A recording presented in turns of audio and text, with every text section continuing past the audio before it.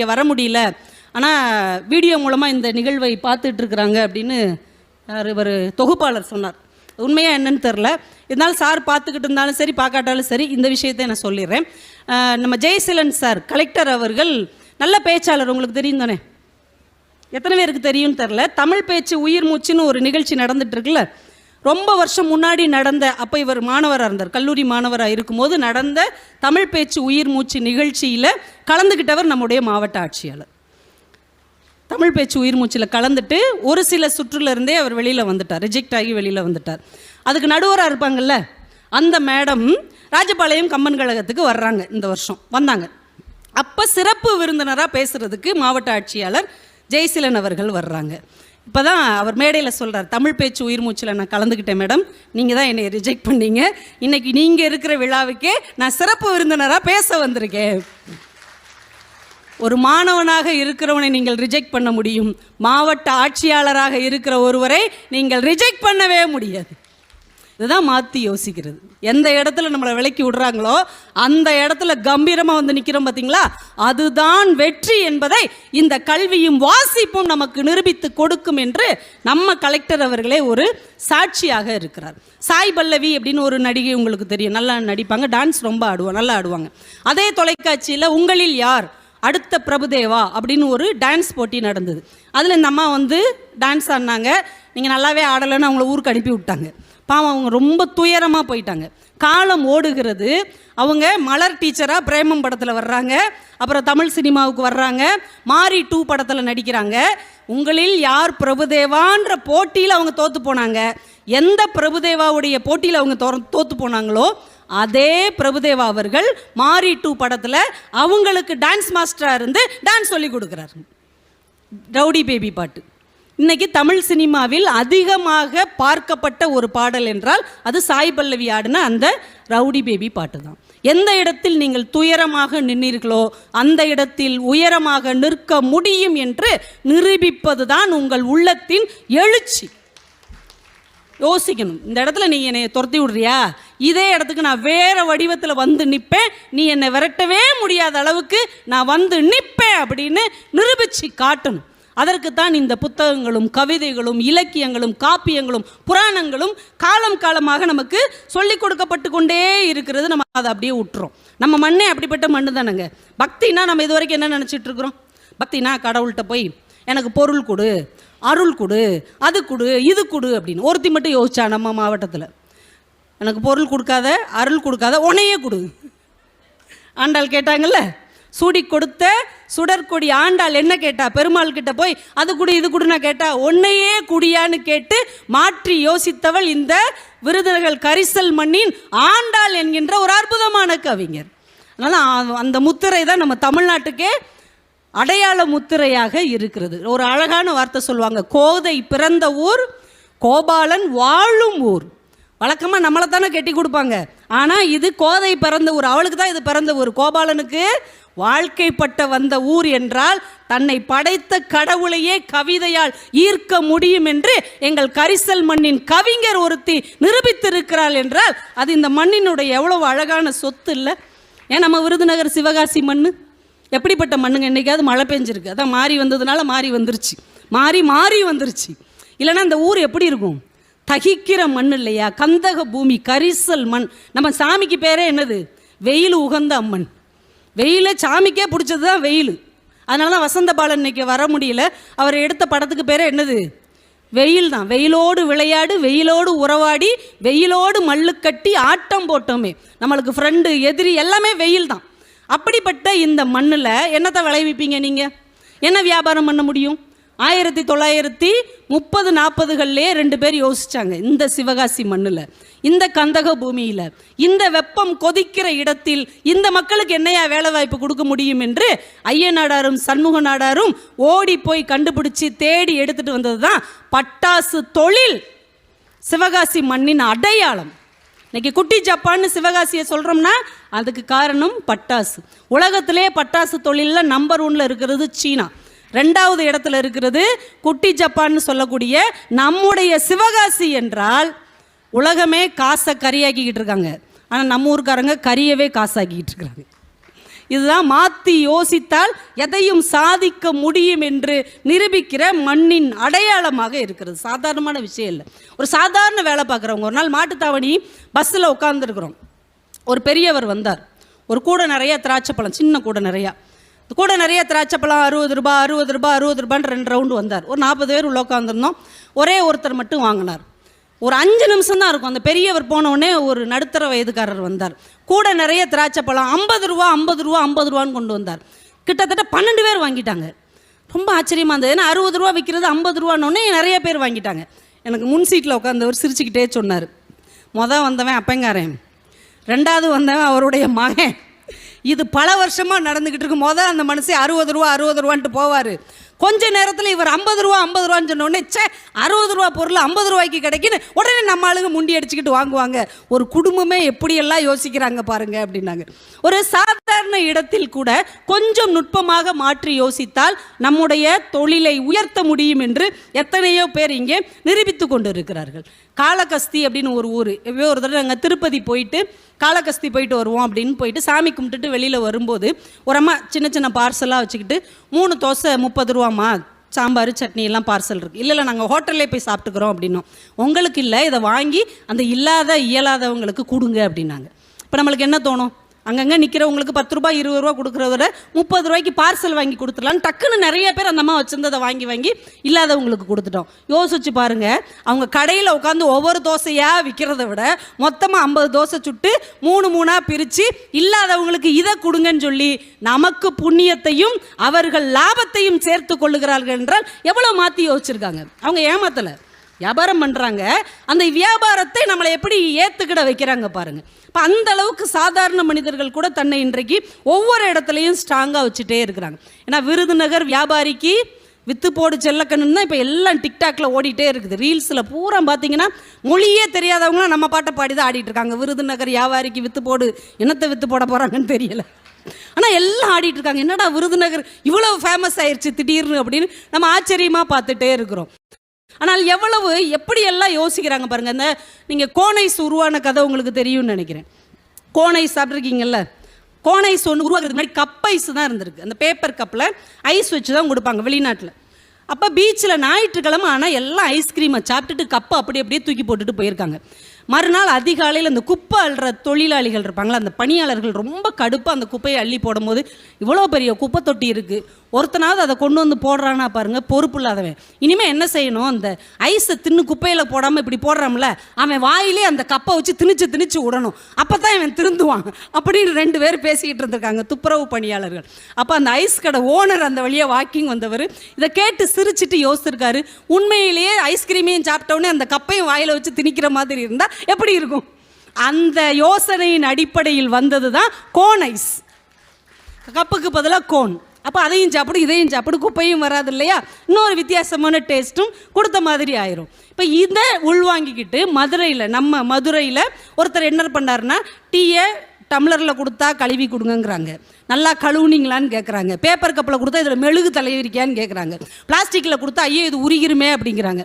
யோசிச்சாங்க, பிஸ்கட்லேயே cup தயாரிச்சிட்டாங்க. பிஸ்கட்லேயே cup, அதில் டீயை ஊற்றி கொடுத்துருவாங்க. அது ஒரு குறிப்பிட்ட சூடு அளவுக்கு தாங்கும். அதுக்குள்ளே நீங்கள் டீயை குடிச்சிட்டு பிஸ்கட்டையும் சாப்பிடலாம். எப்படி வித்தியாசமாக யோசிக்கிறாங்க பாருங்கள். இப்படியெல்லாம் வித்தியாசமாக யோசிக்கிற மனிதர்களால் தான் வாழ்க்கையில் மிகப்பெரிய உயரங்களுக்கு போயிருக்கவே முடிகிறது.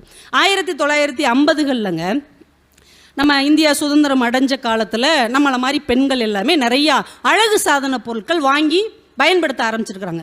எல்லாமே வெளிநாட்டில் உள்ள அழகு சாதனம், நம்ம மஞ்சள் இதுதானே நம்மளுடைய பொருட்கள், வெளிநாட்டிலேருந்து வாங்க ஆரம்பிச்சிருக்கிறாங்க. நேரு அவர்கள் ஜேஆர்டி டாட்டாவை கூப்பிட்டு கேட்டிருக்காரு, ஜேஆர்டி டாட்டாட்ட நம்ம உள்நாட்டிலே இதை தயாரித்தா என்ன, எதுக்கு எல்லா காசும் வெளிநாட்டுக்கு போகணும், உள்நாட்டிலே இது மாதிரி ஏதாவது நீங்கள் தயாரிக்கிறதுக்கு முயற்சி பண்ணுங்க அப்படின்னார். ஒன்றும் பிரச்சனை இல்லை தயாரிக்கிறோன்னு அவங்க அழகு சாதன பொருளை இந்தியாவிலே தயாரித்தாங்க.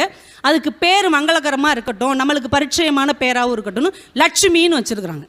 லட்சுமி அழகு சாதன பொருட்கள். உடனே நம்ம ஆளுக்கு என்ன பண்ணிட்டாங்க, லட்சுமின்னு பேர் வச்சு அது எப்படி இருக்கும், நம்மள மாதிரி தானே இருக்கும் அப்படின்ட்டு யாருமே வாங்கலை, அதை கண்டுக்கிடவே இல்லை. இப்போ டாட்டாவுக்கு புரிஞ்சு போச்சு, இந்த பேர் தான் நம்ம ஆளுகளுக்கு பிரச்சனை, இந்த லிப்ஸ்டிக்கோ இந்த மேக்கப் பொருளோ பிரச்சனை இல்லைன்னு கொஞ்சம் மாற்றி யோசித்து இந்த லட்சுமிங்கிற பேரை ஃப்ரெஞ்சில் மாற்றி லாக்மின்னு மாற்றினார்.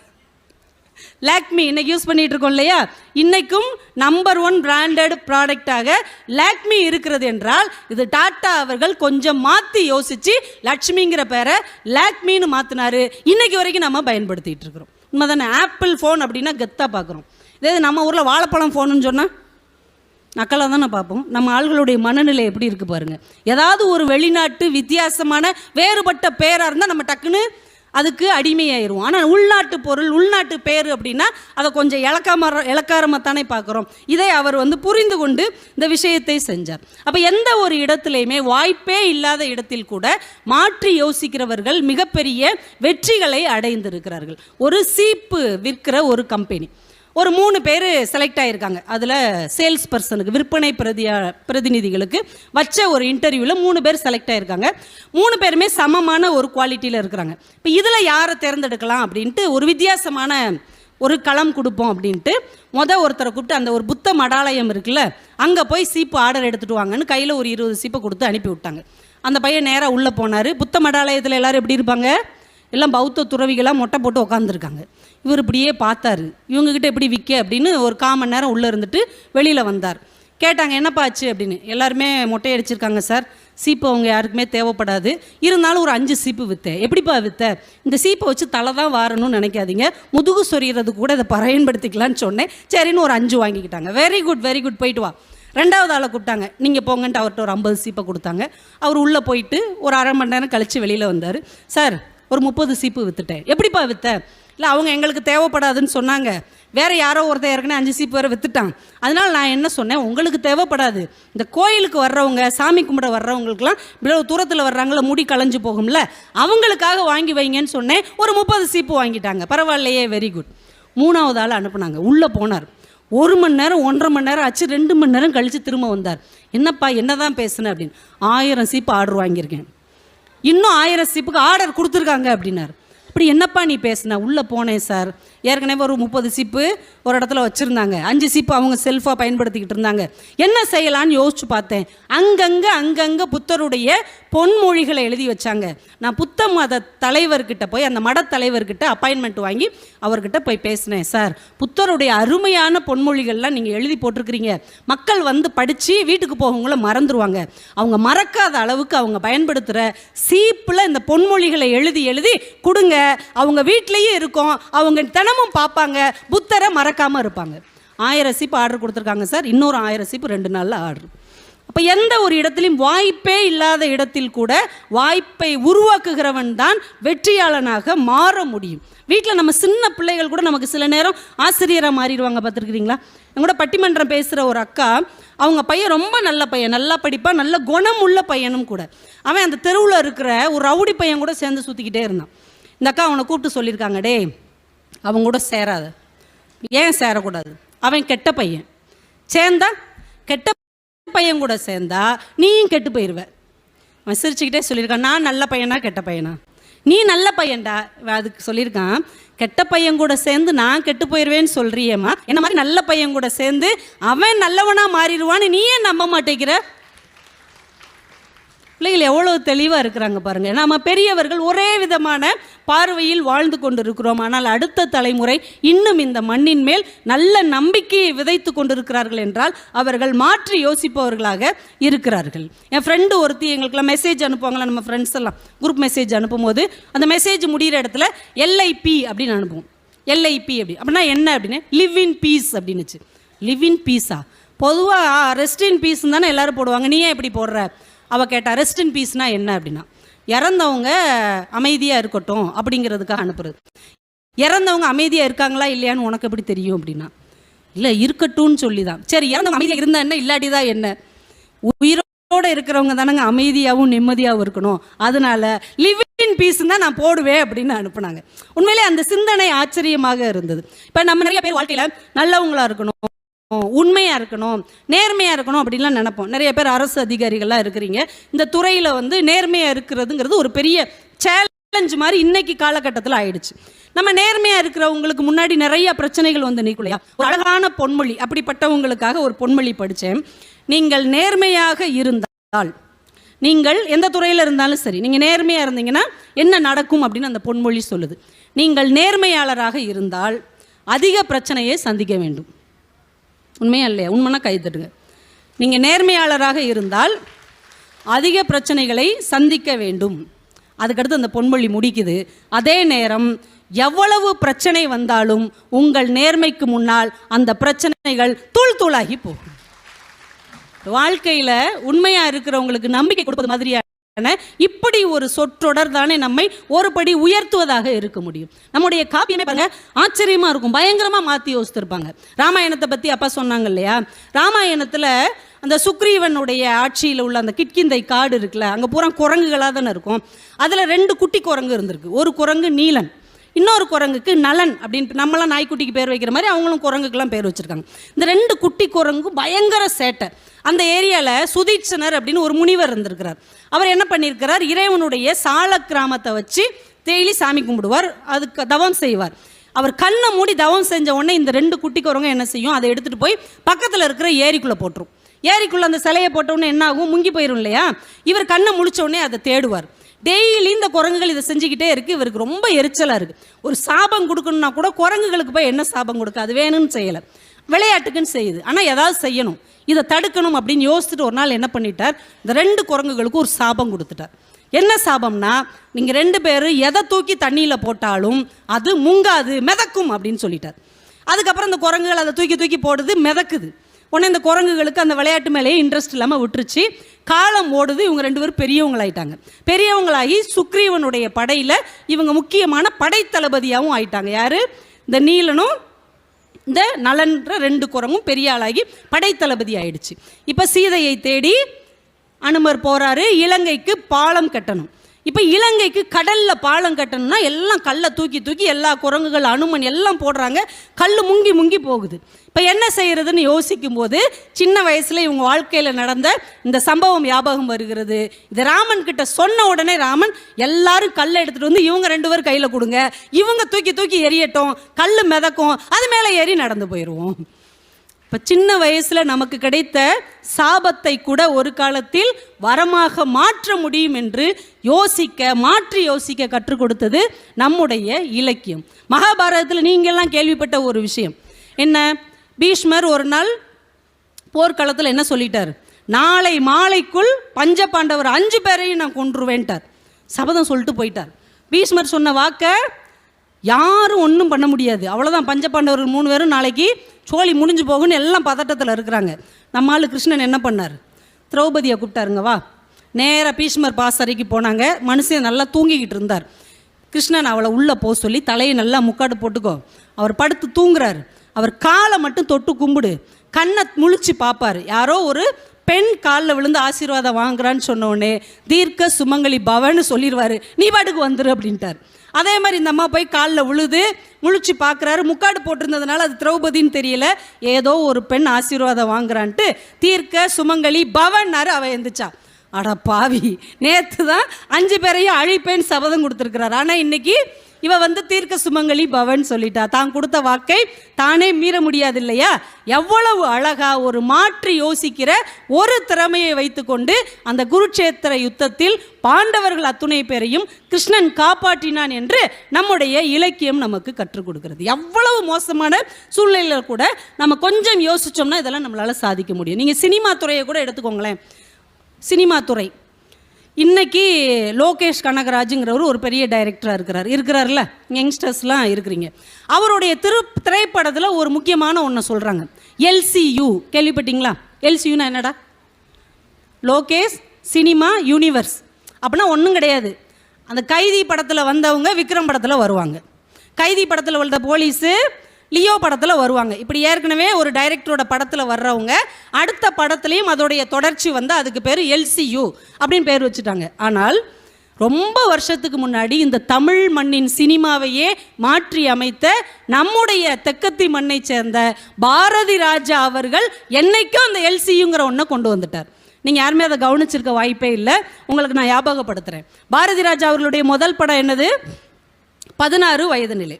அந்த படத்திலே அவர் ஒரு வித்தியாசத்தை செஞ்சுருப்பார். அது வரைக்கும் கமலஹாசன்னா பெரிய அழகுன்னு தான் அர்த்தம். ஆனால் அந்த படத்தில் அவரை சப்பானியாக்கி கோவணம் கட்ட வச்சு அவர் வாயில் வெத்தலையை போட வச்சு மூக்கத்தியெல்லாம் மாட்டி கன்றாவி ஆக்கி விட்டுருப்பார். மயிலுன்னா நம்ம ஸ்ரீதேவி, பரட்டை ரஜினி சார்.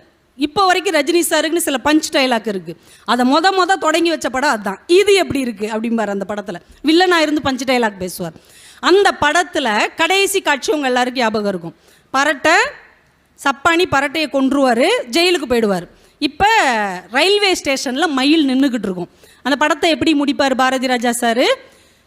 என்னைக்காவது ஒரு நாள் சப்பானி வருவான், தன்னோடு வாழ்வான் என்கின்ற நம்பிக்கையோடு மயில் காத்திருக்கிறாள். அதோட அந்த படம் முடிஞ்சிடும், ரயில்வே ஸ்டேஷனோட முடிஞ்சிடும். இப்போ அவங்க ஒன்று சேர்ந்தாங்களா சேரலையா நம்மளுக்கு தெரியுமா? சேர்ந்துருவாங்க, நம்ம நம்பிட்டோம்.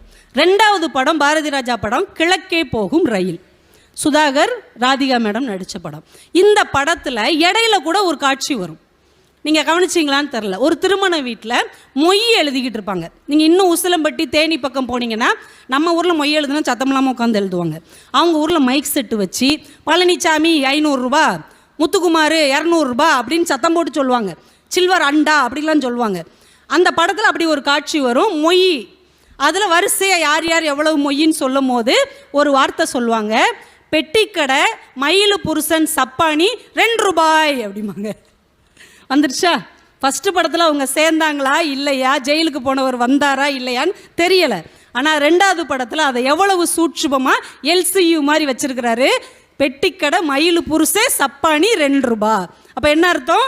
அவர் வந்துட்டாரு, 2 பேர் கல்யாணமும் பண்ணிக்கிட்டாங்க, ஒரு பெட்டிக்கடையும் நடத்துகிறாங்க, ஒரு மொய்யில் செய்கிற அளவுக்கு அவங்க நல்ல நிலைமையிலையும் இருக்கிறாங்க என்பதை தன் அடுத்த படத்திலேயே அவர் காமிச்சார்.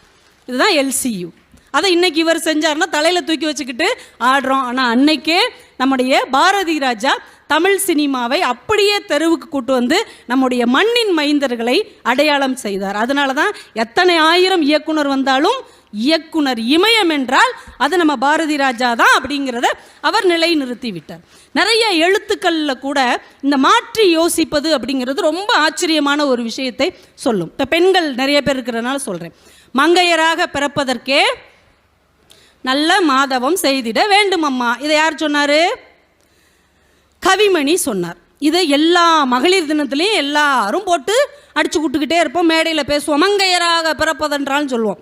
என் ஃப்ரெண்டு ஒருத்தி அதை அப்படியே காப்பி பண்ணி கீழே ஒரு கமெண்ட் போட்டிருந்தா, மங்கையராக, இது பெண்கள் எல்லாருமே ரசிப்பீங்க, கண்டிப்பாக உணர்ந்திருப்பீங்க, ரசிப்பீங்கிறத விட, மங்கையராக பிறப்பதற்கே மாதவம் செய்திட வேண்டுமம்மா என்றார் கவிமணி.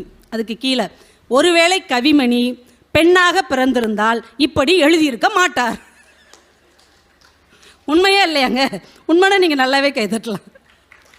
ஒரு ஆணாக இருந்து கொண்டு பெண்ணாக பிறப்பது ரொம்ப சிறப்பு, பெண்கள் தான் சிறந்தவர்கள் சொல்லலாம். பெண்ணா பிறந்து பாரு, அப்போ தான் தெரியும் அப்படிங்கிறத எவ்வளவு மாற்றி யோசித்து, அது அவ்வளோ பெரிய மனிதர் சொன்னால் கூட என்னுடைய பார்வையில் நான் இப்படித்தான் சிந்திக்கிறேன் என்று ஒருவரால் பதிவு செய்ய முடிகிறது என்றால் இதுதான் மாற்றி யோசிக்கிற ஒரு அழகான சிந்தனை. நம்ம கவிஞர்கள், எழுத்தாளர்கள், படைப்பாளர்களுக்கும் நமக்கும் என்ன வித்தியாசம் தெரியுமா? நாம் சில விஷயத்தை பொருள்படுத்தவே மாட்டோம். இதெல்லாம் நம்மளுக்கு ஒன்றா அப்படின்னு நம்ம அலட்சியப்படுத்துவோம் இல்லையா?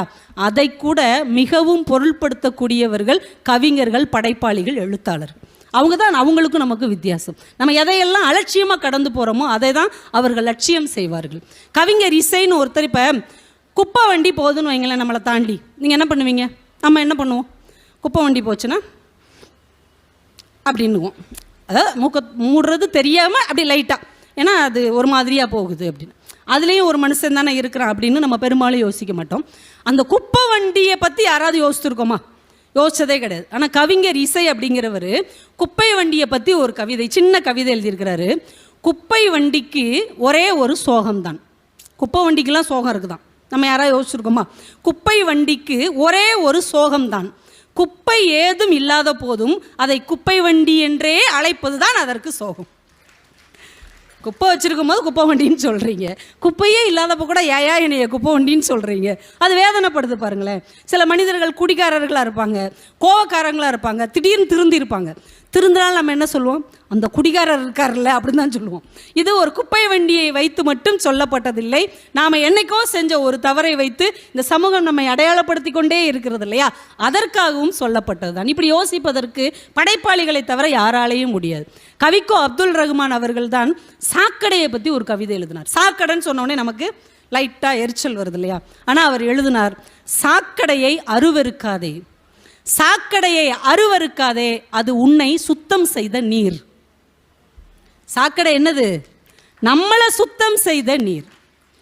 எவ்வளோ பெரிய சிந்தனை! இப்படியெல்லாம் சிந்திப்பதற்கு ஒரு கவிஞனால், ஒரு எழுத்தாளனால் மட்டும்தான் முடியுமே தவிர வேறு யாராலையும் முடியாது. இப்போ நம்ம பைக்கில் ஸ்பீடாக, அப்பா சொன்னாங்க பைக்கு பசங்களுக்கு வாங்கி கொடுக்காதீங்க, பொண்ணுங்கக்கிட்ட செல்ஃபோன் கொடுக்காதீங்க, அதெல்லாம் 100க்கு 100 உண்மை. சில நேரங்களில் சுதந்திரம் அப்படிங்கிற பேரில் எல்லாத்தையும் பிள்ளைங்களுக்கு கொடுத்துடவே கூடாது. ஆம்பளை பசங்க சின்ன பசங்களாக இருக்கும்போதே தயவு செஞ்சு பைக்கு கொடுத்துறாதீங்க. இந்த பைக்கு ஓட்டுறவங்கள்ட்ட வேகமாக போகாத, படக்குன்னு திரும்பி போகாத, ஹெல்மெட்டு போடாமல் போகாத, இப்படிலாம் எவ்வளவோ அறிவுரையை அரசாங்கம் சொல்லுது, பெற்றவங்க சொல்கிறோம், பள்ளிக்கூடத்தில் சொல்கிறாங்க, ஆசிரியர் சொல்கிறாங்க, போலீஸ்காரங்க சொல்கிறாங்க. எத்தனை பேர் கேட்டிருக்காங்க? யாராவது கேட்டிருக்காங்களாயா? சட்டம் போட்டிருக்காங்க, பனிஷ்மெண்ட்டு கொடுக்குறாங்க, யாராவது திருந்திருக்காங்களா?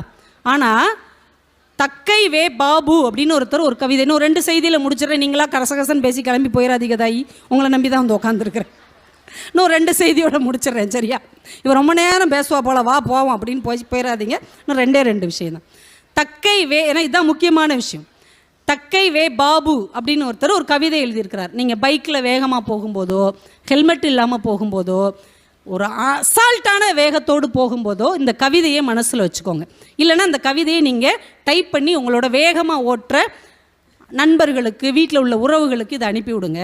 அவர் எழுதியிருக்கிறார், சற்று முன் இறந்தவனின் சட்டை பையில். ஒருத்தர் ஆக்சிடெண்ட் ஆகிட்டார், வேகமாக பைக்கில் ஆக்சிடெண்ட் ஆகிட்டார், கீழே விழுந்துட்டார். ஆக்சிடெண்ட் ஆகி கீழே விழுந்து கிட்டத்தட்ட ஸ்பாட் அவுட். இப்போ காவலாளிகள் நின்றுட்டாங்க, காவலர்கள் நிற்கிறாங்க. இதுதான் சிச்சுவேஷன், ஞாபகம் வச்சுக்கோங்க. பைக்கில் ஒருத்தர் ஆக்சிடென்ட் ஆகி விழுந்துட்டார், கிட்டத்தட்ட செத்து போயிட்டார். அவர் பாக்கெட்டில் இருக்கிற செல்ஃபோன் ஒலிக்குது, காவல் துறைக்காரங்க 2 பேர் நிற்கிறாங்க. சற்று முன் இறந்தவனின் சட்டை பையில் செல்ஃபோன் ஒலித்து கொண்டே இருக்கிறது. கையில் எடுத்த காவலர், சார் யாரோ அம்முன்னு கால் பண்ணுறாங்க, சார் யாரோ அம்மு அப்படின்னு கால் பண்ணுறாங்க என்கிறார்.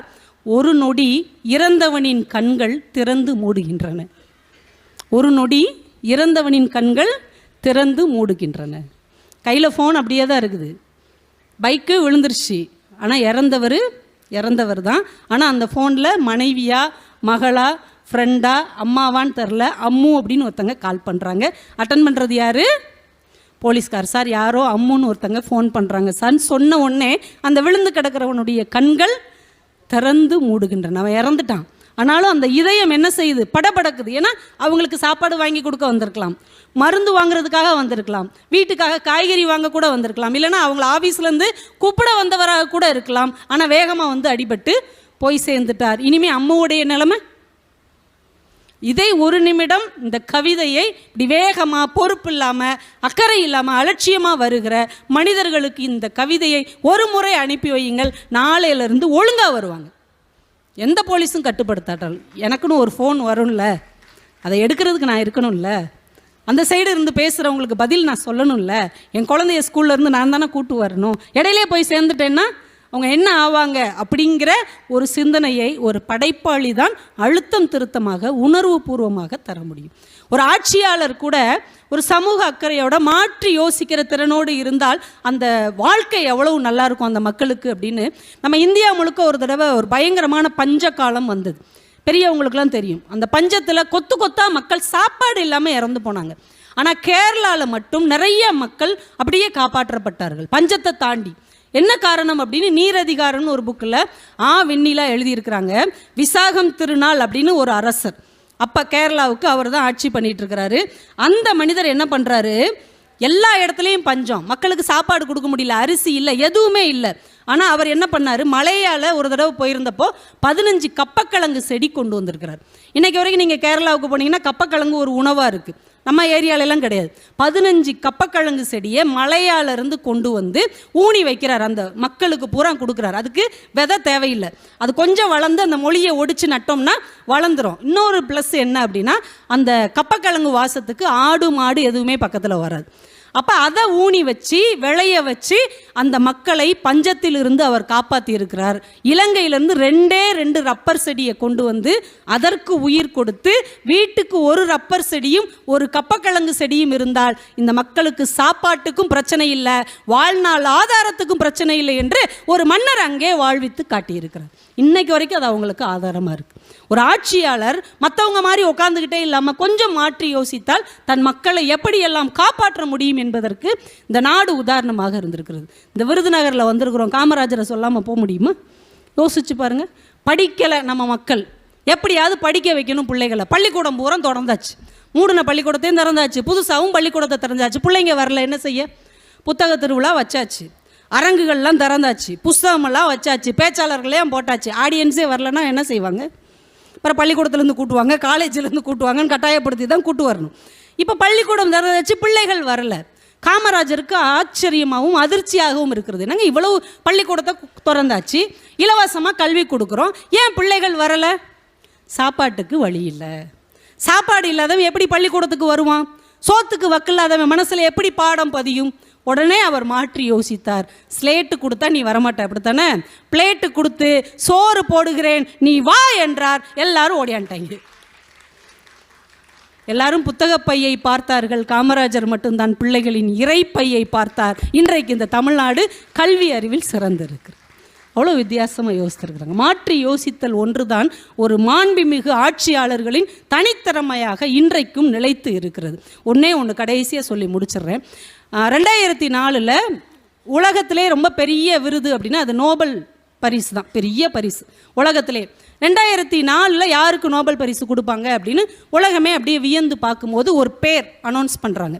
வங்காரி மாத்தாய் அப்படின்னு ஒருத்தங்க. எல்லாருக்கும் அதிர்ச்சி ஆயிடுது. ஏன்னா அவங்க எல்லாருக்கும் போய் உதவி செய்யலை. பெரிய கல்வியாளர் கிடையாது, இலக்கியவாதி கிடையாது, மருத்துவர் கிடையாது, ஒரு தத்துவ ஞானி கிடையாது. ஏன்னா அவங்க மரம் நடுறவங்க. அவங்கள போய் எப்படி நீங்கள் உலக அமைதிக்கான நோபல் பரிசை கொடுக்கலாம்? ஒரு சுற்றுச்சூழலுக்கும் உலக அமைதிக்கும் என்ன சம்பந்தம் என்று கேட்டபோது வங்காரி மாத்தாய் ஒன்றே ஒன்று சொன்னாங்க. அவங்க கிட்டத்தட்ட 3 கோடி மரங்கள் நட்டவர்கள். 3 கோடி மரம், அதுவும் மழை வரக்கூடிய மரம், சாதாரண மரம் இல்லை. இந்த மரம் மழையை ஈர்க்கக்கூடிய மரங்கள். இவங்களுக்கு எதுக்கு உலக அமைதிக்கான நோபல் பரிசுன்னு கேட்டாங்க. வேற எதுக்காவது கொடுங்க, அமைதிக்கும் சுற்றுச்சூழலுக்கும் என்ன சம்பந்தம்? அமைதிக்கும் மரம் நடுவதற்கும் என்ன சம்பந்தம்? வங்காரி மாத்தாய் சிரித்து கொண்டே சொன்னார், 3வது உலகப் போர் என்று ஒன்று இந்த மண்ணில் நடந்தால் அது தண்ணீருக்காகத்தான் இருக்கும். ஏன் தண்ணீர் இல்லாமல் போகிறது? மழை இல்லாமல் போவதால் தண்ணீர் இல்லாமல் போகுது. ஏன் மழை இல்லாமல் போகிறது? மரங்கள் இல்லாமல் போனதால் மழை இல்லாமல் போகிறது. நான் மரங்களை நட்டிருக்கிறேன், மழையை வரவேற்கிறேன், அதனால் உலக அமைதிக்கு நான் காரணமாக இருக்கிறேன் அப்படின்னாங்க. அதை அவங்க அவ்வளோ சீக்கிரமாக செய்ய முடியலை. அவங்க கென்யாவில் சின்ன பிள்ளையாக இருக்கும்போது வீட்டை சுற்றி அத்தனை நீரோடைகள், ஆறு, குளம், அப்படி இறங்கி போய் தண்ணி எடுத்துகிட்டு வருவாங்களாம். வெளிநாட்டுக்கெல்லாம் போய் படிச்சுட்டு ஒரு 30 வருஷம் கழித்து வந்து பார்த்தா பல கிலோமீட்டர் நம்மால் நடந்திருக்காங்க.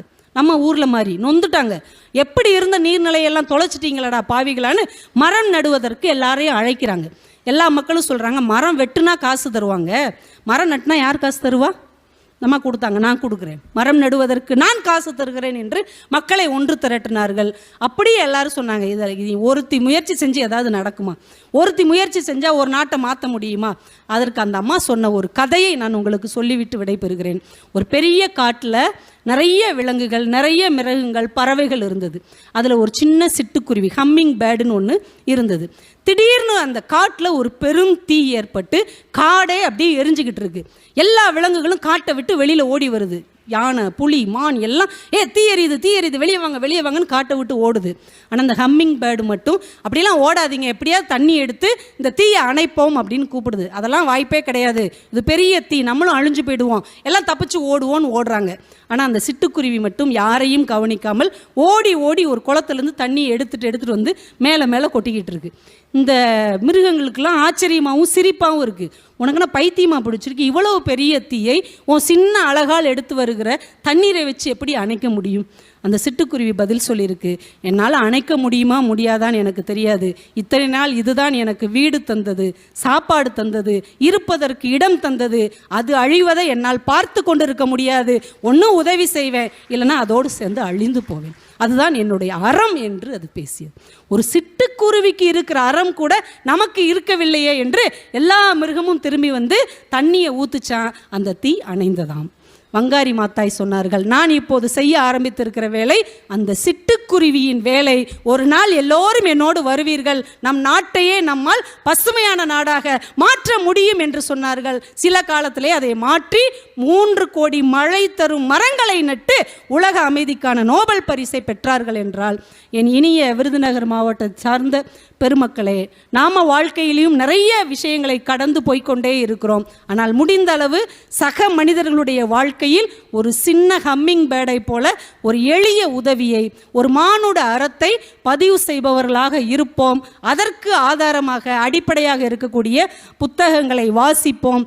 மாற்றி யோசிப்பதின் மூலமாக இந்த மானுட குலத்தை காப்போம் என்று சொல்லி வாய்ப்பு கொடுத்த அத்தனை நல்ல உள்ளங்களுக்கும் நன்றி கூறி விடைபெறுகிறேன். நன்றி.